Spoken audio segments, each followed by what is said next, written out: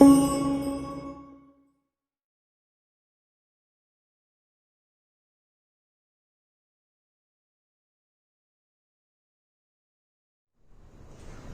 Students, देखिए microbes in human welfare, microbes in human welfare chapter का ये last video lecture है। इसमें हम लोग दो हेडिंग एक साथ पढ़ेंगे, ठीक है। Microbes as bio control agent, microbes as bio control agent, microbes as bio control agent and as bio fertilizers. दोनों एग्रीकल्चर से रिलेटेड है, इसलिए दोनों को हम लोग एक साथ पढ़ेंगे, ठीक है। देखिए हम लोग क्या करते हैं आज के डेट में कुछ भी खा रहे हैं तो वो प्योर नहीं मिल रहा है, ठीक है। इसका मैं एग्जांपल देता हूं। अगर मान लीजिए कि एक सब्जी वाले के यहां आप सब्जी लेने जाइए तो आप देखिएगा आलू बिल्कुल डिफरेंट वैरायटी में आ रहा है, कटहल, गोभी, ठीक है, इवन प्याज, कद्दू, घिया, ये सब जितने भी आपको परवल, तोरी, जितने भी सब्जियां हैं आप आजकल देखिए, एक तो बिना मौसम का, बिना सीजन का, ठीक है, उसको आप लोग लेने में भी गर्व महसूस करते हैं। दूसरी बात, ये जितनी भी सब्जियां, जितने भी फ्रूट्स, जितने भी सीरियल्स, जितने भी क्रॉप्स आ रहे हैं, सब में यूज किया गया है केमिकल पेस्टिसाइड्स का, केमिकल इंसेक्टिसाइड का, ये सब जगह यूज किया गया है। जितना केमिकल, और मैं आपको बता दूं कि ये जो पेस्टिसाइड्स हैं या जो वीडिसाइड है, जो इंसेक्टिसाइड है, आप जानते हैं वीड का, ये पेस्ट का मतलब क्या होता है? Any type of unwanted organism which can interfere in our successful life is known as pest। और इस पेस्ट को जो किल करते हैं उस केमिकल को बोलते हैं पेस्टिसाइड। और पेस्टिसाइड्स का इतना यूज बढ़ गया है कि हमारे फूड चेन में पेस्टिसाइड भरा पड़ा है। ये पेस्टिसाइड्स का ज्यादा यूज हमारे आपके अंदर मेंटल इलनेस को कॉज कर रहा है, म्यूटेशन को कॉज कर रहा है, कैंसर को कॉज कर रहा है। ये सब एक्टिविटी से बचने के लिए केमिकल पेस्टिसाइड्स का एक विकल्प ढूंढा गया जिसका नाम है बायो इंसेक्टिसाइड। एंड ठीक है, कहता है बहुत ही एक अच्छा टर्म इंट्रोड्यूस किया गया है, bio control agent. Bio control agent, देखिए ये जानना आपको जरूरी है, इकोलॉजी में आप आगे पढ़ेंगे भी। Non biodegradable and biodegradable pollutants, मैं आपको बता दूं, जितने भी इंसेक्टिसाइड हैं लगभग सारे के सारे नॉन बायोडिग्रेडेबल पॉल्यूटेंट्स में आते हैं। मीन्स उसमें है क्या नॉन बायोडिग्रेडेबल पॉल्यूटेंट्स में? कहता उसमें यह है कि वो कभी भी फूड चेन से इलिमिनेट नहीं होते, उनका कंसंट्रेशन बढ़ता चला जाता है।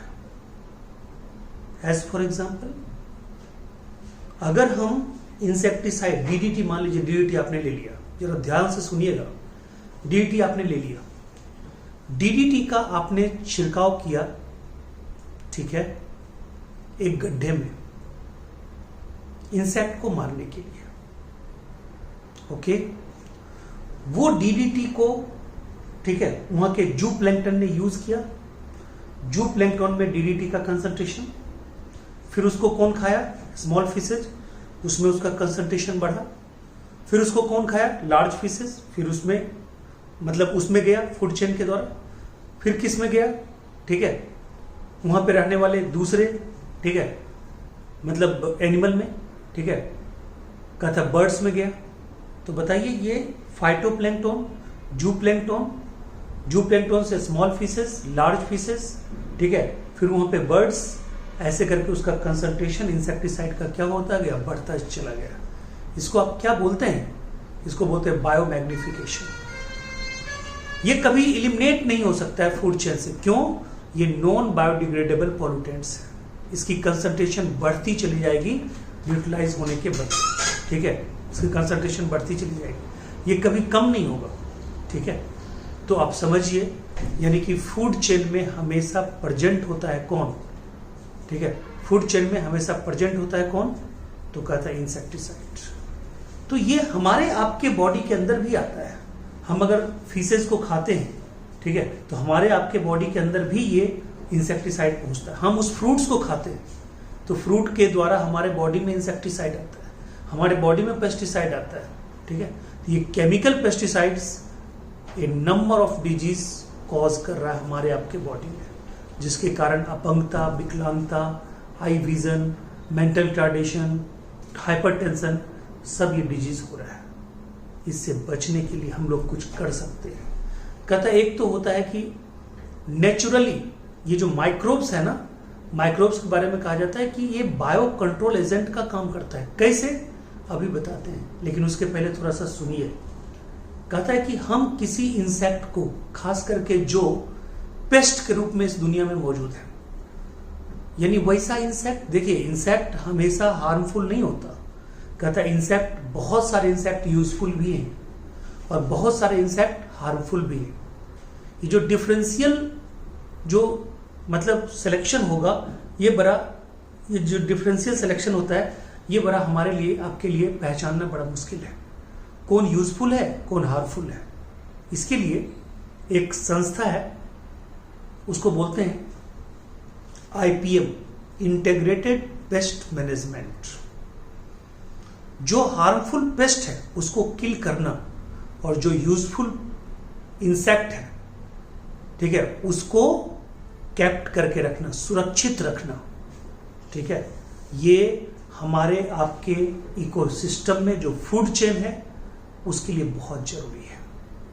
तो कहता है कि यूजफुल इंसेक्ट को सेफली कैप्ट रखना, सुरक्षित रखना, और जो हार्मफुल इंसेक्ट है उसको डिफरेंशियल किलिंग करना, that is very very important, comes under a special management known as integrated pest management और IPM, very very important term, ठीक है, IPM। क्लियर है पॉइंट? तो ये जरूर याद रखना है। कहता है कि हम इंसेक्ट की संख्या को बिल्कुल चाहेंगे कि पेस्ट के रूप में जो है वो बिल्कुल इराडिकेट हो जाए। बिल्कुल गलत बात है, इराडिकेट नहीं होगा, कभी नहीं होगा इराडिकेट, हो ही नहीं सकता। कहता उसकी संख्या को मैनेजेबल कंडीशन में तो रख सकते हैं, उसकी संख्या को कंट्रोल में तो रख सकते हैं, उसकी संख्या को बढ़ने तो नहीं दे सकते हैं, इतना तो कर सकते हैं, उसकी संख्या को हार्मफुल कंडीशन तक पहुंचने नहीं दे सकते। ये भी हमारी जीत है। उसके लिए हम क्या करेंगे, उसके जो नेचुरल प्रीडेटर हैं उसको हम बढ़ाएंगे, उसको हम वहां पे रिलीज करेंगे, that is called competitive release, ठीक है। उसका जो कॉम्पिटिटर है, उसके ग्रोथ को जो रोकने वाला है, उसको हम वहां पे रिलीज कर देंगे। एज फॉर एग्जाम्पल, अगर किसी गड्ढे में मच्छर के लार्वा बहुत ज्यादा हो रहे हैं तो वहां पे हम गेम्बूजिया फिश रखेंगे। गेम्बूजिया फिश क्या करेगा जी, मच्छर के लार्वा को खा जाएगा, क्योंकि गेम्बूजिया फिश आर नेचुरली, ठीक है, बाय हैबिट दे आर लार्विवोरस, वो लार्वा को खाएंगे। जो मच्छर एक एक दिन में 2-2 हजार लार्वा दे रहे हैं, वो मच्छर का लार्वल ग्रोथ क्या होगा, मर जाएगा, किल हो जाएगा, रुक जाएगा, और मच्छर का बढ़ना क्या होगा, रुक जाएगा।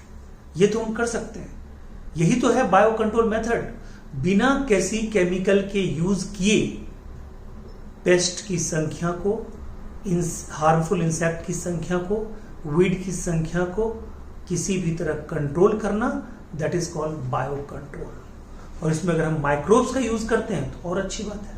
कहते हैं कुछ जगह पे तो नेचुरल प्रीडेटर इतने यूजफुल हैं कि मतलब वो अपने आप नेचुरली बायो कंट्रोल एजेंट का काम कर रहे हैं। एज फॉर एग्जाम्पल, कहते हैं आपने सुना होगा अभी कि बहुत सारे पाकिस्तान से टिड्डियों का झुंड आया, उन्होंने आतंक मचा रखा, उसके लिए ताली थाली सब बजाया गया, पता नहीं क्या क्या ड्रम डीजे उजे सब कुछ बनाया गया, ये किया गया।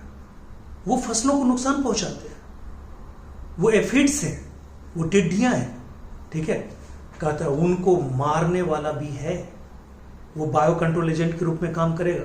ये जो देखते हैं वो रेड और डार्क लाइन वाले जो बड़े बड़े जो इंसेक्ट होते हैं, उनको हम लोग क्या बोलते हैं? उनको हम लोग क्या बोलते हैं? उनको बोलते हैं ड्रैगन फ्लाई, उनको बोलते हैं बीटल्स, ठीक है। तो कहता है एक होता है लेडी, ठीक है, लेडी बर्ड्स, क्या होता है? लेडी बर्ड्स, और एक होता है ड्रैगन फ्लाई, ठीक है। अब देखिए जैसे बीटल, बीटल क्या है? रेड एंड ब्लैक मार्किंग वाला, उसको क्या बोलते हैं? बीटल। बीटल में दो कैटेगरी है, एक है लेडी बर्ड्स और एक है कौन? Dragon fly. Dragon fly direct mosquito को किल करता है, मॉस्किटो को किल करता है, ठीक है। और लेडी बर्ड एफिड्स को मारता है, एफिड्स को मारता है। अब बताइए, एफिड्स के लिए आपको किसी इंसेक्टिसाइड की जरूरत है? नहीं, ठीक है। वहां पे उसके सराउंडिंग में क्या रहना चाहिए? लेडी बर्ड उसको किल करता रहेगा, उसकी सफाई होती रहेगी। और मॉस्किटो को किल करने के लिए आपको कोई इंसेक्टिसाइड की जरूरत है? नो। वहां पे क्या रहना चाहिए इन्वायरमेंटल सराउंडिंग में? कहता है ड्रैगन फ्लाई रहना चाहिए, ठीक है।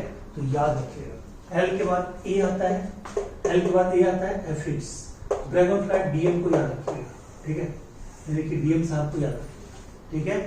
यानी बीटल में दो कैटेगरी है, लेडी बर्ड और dragon fly. Lady bird act against aphids and dragon fly acts against mosquito. Clear है? अभी देखिए, कहते हैं ट्राइकोडर्मा। ट्राइकोडर्मा बहुत सारे प्लांट हैं जिनके रूट इकोसिस्टम में पाए जाते हैं, और ये फ्री लिविंग होता है, ये फ्री लिविंग फंगस है। ये क्या है जी? फ्री लिविंग फंगस है, ये फ्री लिविंग फंगस है।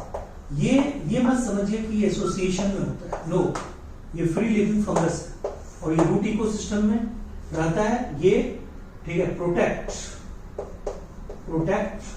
Plant from pathogen,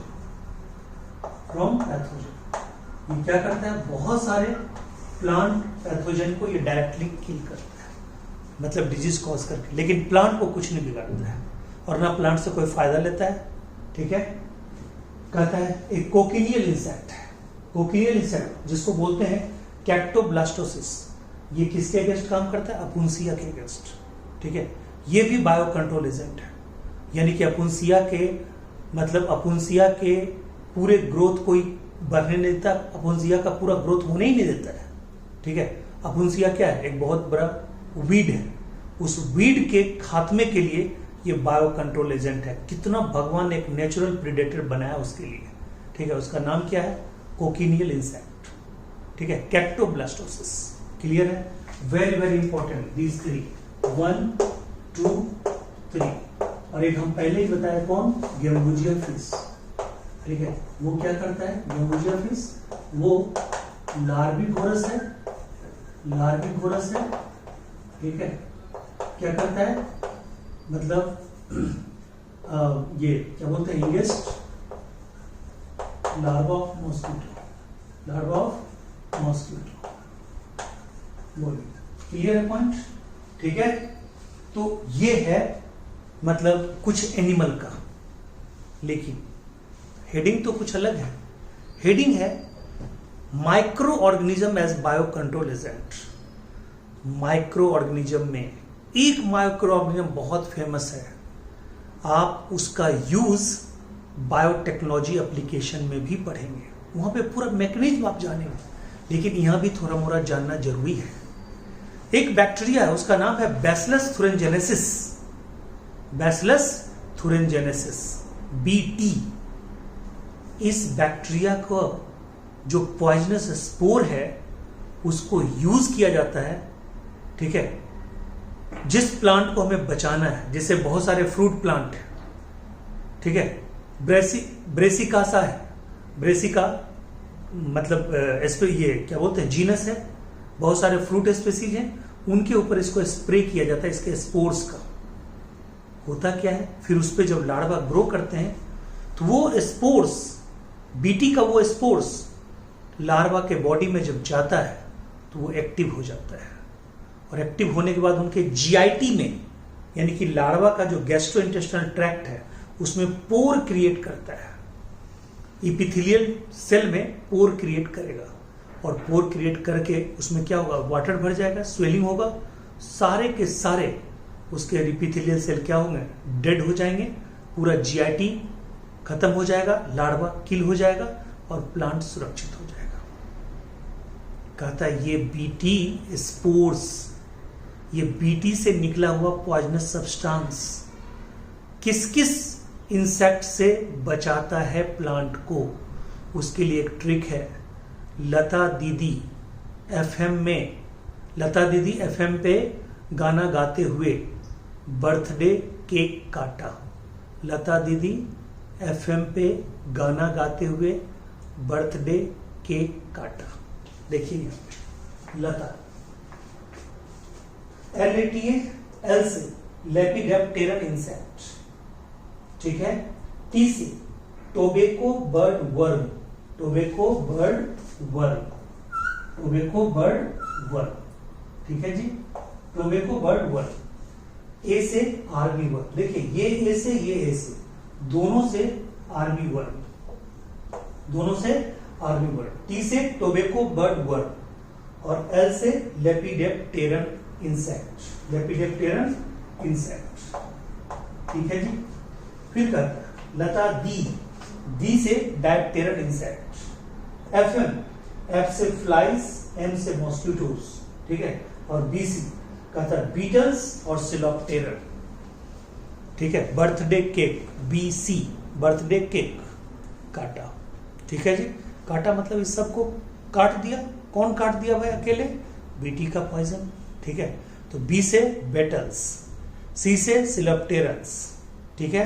birthday cake कहां पे, तो कहता है ठीक है एफएम फ्लाइज मॉस्किटो, डी डायप्टेरन, लता army worm, tobacco bud worm, ठीक है, आर्मी वर्म, लेपिडेप्टेरन इंसेक्ट। ये पूरा का पूरा आप समझ गए, ठीक है। तो ये किसका एप्लीकेशन, ये बैसिलस thuringiensis। बोलिए कोई दिक्कत है नहीं ना, बैसिलस thuringiensis, ठीक है जी। चलिए इसी क्रम में, ठीक है, अब देख ही रहे कि बीटी से निकाला गया, बीटी से जो स्पोर निकाला गया, इसीलिए अच्छा ये बीटी क्या है, ये बायोटिक एजेंट है।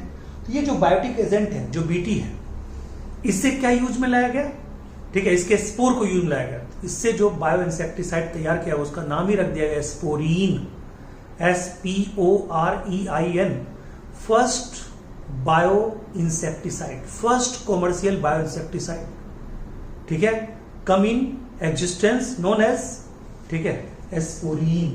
तो देखिए फर्स्ट कॉमर्शियल, फर्स्ट, ठीक है, कॉमर्शियल, ठीक है, क्या बोलेंगे, फर्स्ट कॉमर्शियल बायो इंसेक्टिसाइड स्पोरीन कहां से निकला, बैसिलस thuringiensis, जिसके बारे में ये पूरा का पूरा बात था, ठीक है जी। कहता है हर्बिसाइड, हर्बिसाइड भी है कोलिगो फ्रॉम फाइटोथोरा, ठीक है, पाल्मिवोरा, ये मतलब प्लांट है उससे निकला गया, और ये पूरा का पूरा, ठीक है, एक प्लांट पे यानी कि हर्बिसाइड का काम करता है, यानी हर्ब्स को किल करता है। क्लियर है, चलिए यहां तक कोई दिक्कत है किसी को नहीं ना। अब देखिए ये जो हमारा है ये क्या है, कहता है ये हमने स्टार्टिंग में लिखा था, इसके लिए क्या वो हम आपको डिस्कस कर चुके हैं। Insects, pests are not eradicated but can be kept at manageable level by a complex system of checks and balancers, ठीक है, with a living and vibrant, ठीक है, इकोसिस्टम।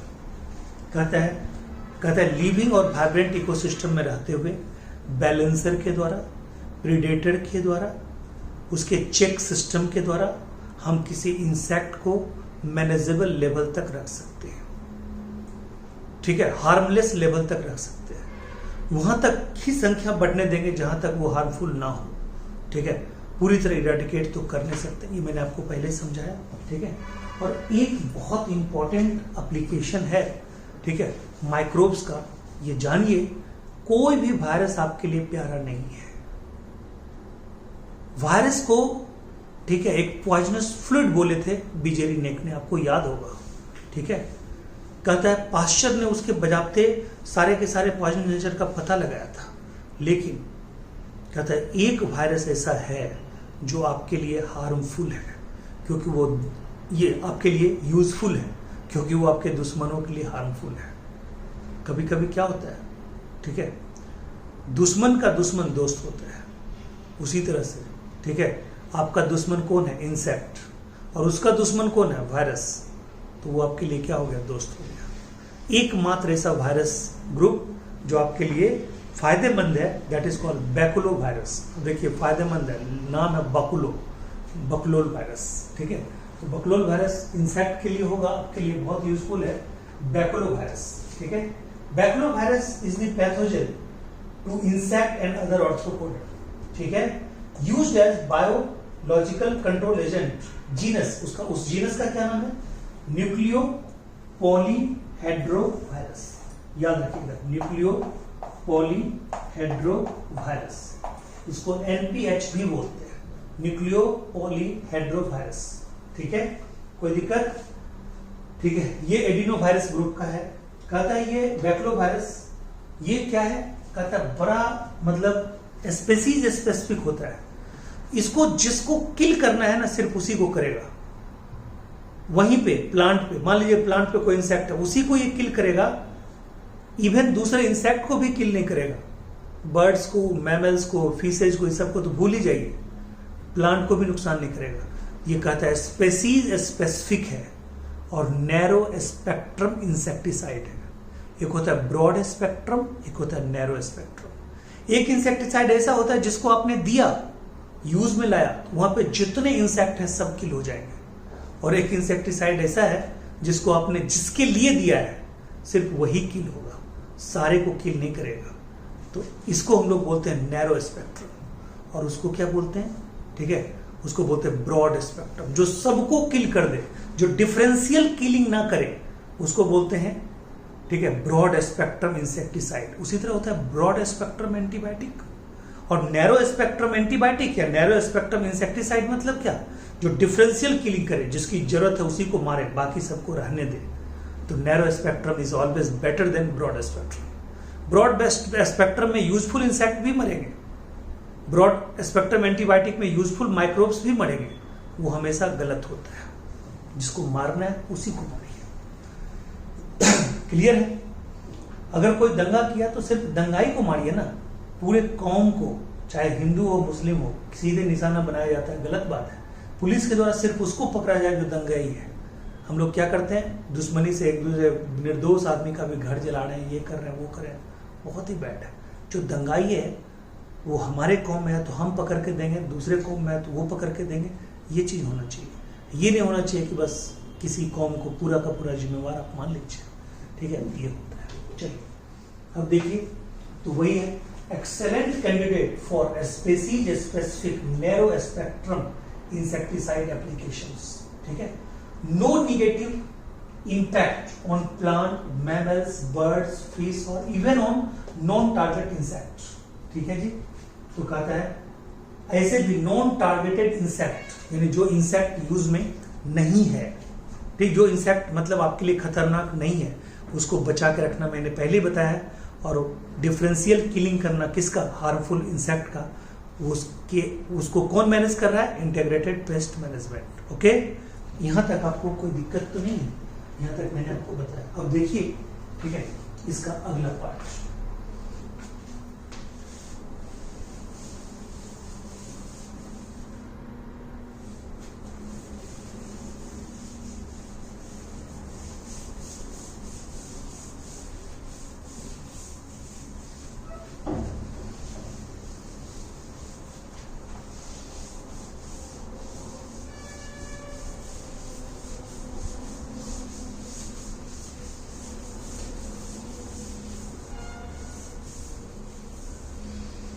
देखिए इसमें क्या दिया हुआ है। कहता है कि microbes as bio control agent हमने पढ़ा, एज बायो फर्टिलाइजर्स, ठीक है, बायो फर्टिलाइजर्स। अब आपने अभी क्या पढ़ा था, आपने पढ़ा था, ठीक है, किसका विकल्प, इंसेक्टिसाइड का विकल्प। अब है कि बायो फर्टिलाइजर का विकल्प। बायो फर्टिलाइजर के विकल्प में बहुत कुछ आते हैं, आपने सब कुछ पढ़ रखा है, सिर्फ उसको दोहरा रहे हैं आपके सामने। पहले तो आप समझिए N2 fixing bacteria, nitrogen fixation bacteria. ये नाइट्रोजन फिक्सेशन बैक्टीरिया जो मिट्टी में नाइट्रोजन को फिक्स करते हैं, फ्री N2 को अमोनियम आयन में बदलना, ठीक है, कहता है फ्री N2 को अमोनियम आयन में बदलना, ठीक है, NO2 minus, NO3 minus and ammonium ion में बदलने के प्रोसेस को हम लोग कहते हैं नाइट्रोजन फिक्सेशन। क्या बोलते हैं, नाइट्रोजन फिक्सेशन। इसकी पूरी मैकेनिज्म हम लोग, ठीक है, मिनरल न्यूट्रिशन चैप्टर में पढ़ चुके हैं, ठीक है। तो आप सुनिए, ये N2 फिक्सिंग बैक्टीरिया में जनरल बैक्टीरिया जो होता है वो होता है राइजोबियम, जो लेगुमिनेसी फैमिली के रूट नोड्यूल्स में होते हैं, और वो क्या करते हैं, नाइट्रोजन को फिक्स करते हैं। तो बताइए, ये नाइट्रोजन को फिक्स करके किसका सब्स्टिट्यूट दे रहे हैं खेतों में, ठीक है, यूरिया का, नाइट्रोजिनस, ठीक है, बेस्ट फर्टिलाइजर्स का। कहता है कुछ ऐसे हैं, ठीक है, N2 फिक्सिंग बैक्टीरिया जो साइनोबैक्टीरिया के रूप में वो अपने एक स्पेशल स्ट्रक्चर में नाइट्रोजन को फिक्स करते हैं, दैट इज कॉल्ड हेट्रोसिस्ट। और वो स्पेशल स्ट्रक्चर क्या होता है, हेट्रोसिस्ट, उसमें नाइट्रोजन फिक्सिंग का काम होता है, जैसे नॉस्टॉक, ओलोसीरा, ऑसिलेटोरिया, ठीक है, ये सब एनाबियाना, ये सब क्या है, ये सब है nitrogen fixing blue green algae, ठीक है जी। कुछ ऐसे होते हैं जैसे एजेटोबैक्टर, एजोस्पाइरिलम, ये सब free living nitrogen fixing bacteria है। क्लियर है, ये सब क्या है, free living nitrogen fixing bacteria है। कुछ ऐसे हैं जो फॉस्फेट फर्टिलाइजर का सब्स्टिट्यूट देते हैं, फॉस्फेट फर्टिलाइजर का सब्स्टिट्यूट देते हैं, कैसे, तो कहता है माइकोरिजा। आपने पढ़ा है, हमने आपको कई बार ट्रिक बताया है, मम्मा पापा, माँ, माइकोरिजा, M से म्यूचुअलिज्म, P से पाइनस का ट्री, P से फॉस्फेट मेटाबॉलिज्म। और पाइनस के ट्री में क्या, तो पाइनस के रूट में, ठीक है, फंगस का पूरा नेटवर्क, फंगस का पूरा फ्लॉक्स। तो कहता है वहां पे पाइनस के रूट में वो क्या करता है, वो फॉस्फेट न्यूट्रिएंट्स को सप्लाई करता है, उसके बदले उसको क्या मिलता है, शेल्टर मिलता है, रिप्रोडक्शन का जगह मिलता है। क्लियर है पॉइंट, ठीक है, ये उसको मिलता है। तो कहता है उसको बोलते हैं माइकोरिजा, यानी mycorrhiza is a mutualistic relation between root of higher plant, root of Pinus and fungus, from which, ठीक है, Pinus root get phosphates and fungi get shelter, ठीक है। क्लियर है पॉइंट। तो ये पापा मामा।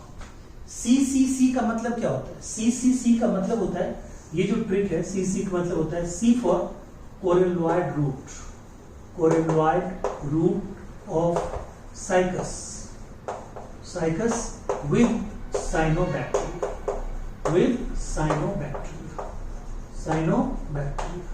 और ये यहाँ पे क्या देता है, N2 फिक्सेशन ही तो करता है, ठीक है, N2 फिक्सेशन ही तो करता है, ठीक है।